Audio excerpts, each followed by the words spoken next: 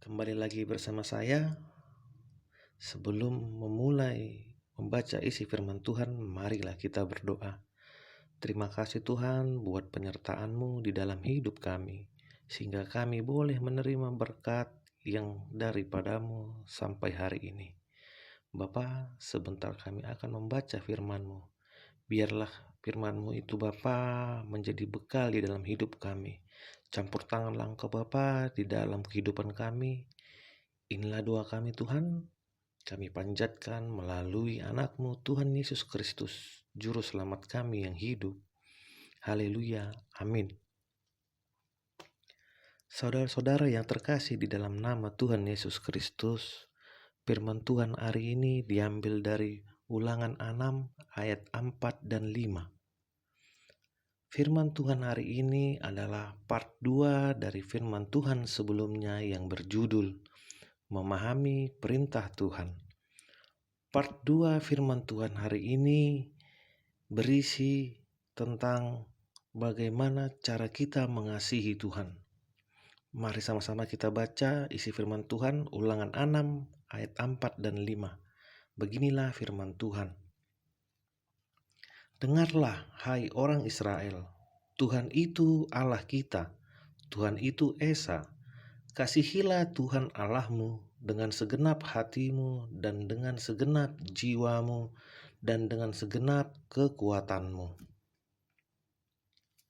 Saudara-saudara yang terkasih, isi firman Tuhan ini adalah sambungan dari nasihat Nabi Musa kepada keturunan baru bangsa Israel dari part sebelumnya. Sebelum mereka masuk ke tanah perjanjian, Nabi Musa dengan tegas mengatakan dalam teks Alkitab kita hari ini bahwa takutlah akan Tuhan karena tiada Tuhan selain Allah. Allah itu Esa. Hanya kepada Dialah kita menyembah. Nasihat ini ditujukan agar bangsa Israel tetap menyembah kepada Tuhan ketika mereka masuk ke tanah Kanaan. Karena pada saat itu situasi tanah Kanaan begitu banyak goda-godaan untuk penyembahan berhala.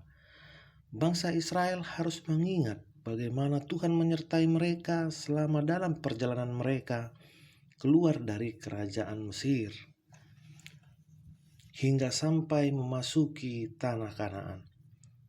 Dan juga agar keturunan-keturunan baru bangsa Israel tidak mengikuti para pendahulu-pendahulu mereka yang selalu menentang Allah dan juga melawan Allah.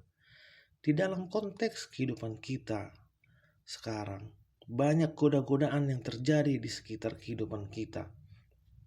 Goda-godaan yang bisa menjerumuskan kita ke dalam dosa, terlebih goda-godaan untuk beralih dari Tuhan. Untuk menyembah Tuhan yang lain hanya karena kenikmatan duniawi yang sesaat, hanya karena harta, jabatan, dan paling konyolnya hanya karena cinta kita sanggup menggadaikan agama atau ketuhanan kita. Nabi Musa melalui ayat ini mengharuskan kita agar memiliki karakter yang takut akan Tuhan di dalam kepribadian kita dalam menghadapi segala cobaan yang datang di dalam kehidupan kita. Karakter takut akan Tuhan inilah yang harus mendasari iman percaya kita. Karakter takut akan Tuhan inilah yang menjadi pondasi dasar hidup kita. Saudara-saudara yang terkasih, Nabi Musa juga mengingatkan kepada kita, karakter kita yang takut akan Tuhan sebagai bentuk cara kita mengasihi Tuhan Allah. Cara kita mengasihi Tuhan Allah tentunya dengan kita mentaati perintahnya dan menjauhi segala larangannya. Perintah Tuhan yang paling utama dan yang terutama adalah Akulah Tuhan Allahmu, tiada Tuhan selain aku. Perintah ini juga jelas tertulis di dalam 10 lok batu yang diberikan Allah kepada bangsa Israel melalui Nabi Musa, yang saat ini kita kenal dengan 10 perintah Tuhan. Bagi bangsa Yahudi, ayat 4 dan ayat 5 ini adalah doa pengakuan iman mereka yang dikenal dengan doa Shema, yang berarti hanya kepada Tuhan mereka mengabdi dan taat. Dan mereka rutin sampai saat ini melakukannya dan menjadi doa pengakuan iman mereka.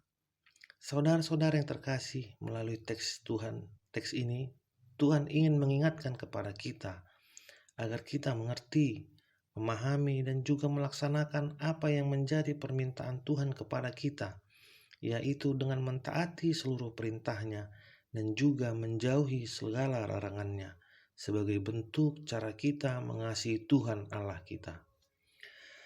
Semoga renungan ini bisa bermanfaat bagi kita semua. Sekian dulu dari saya.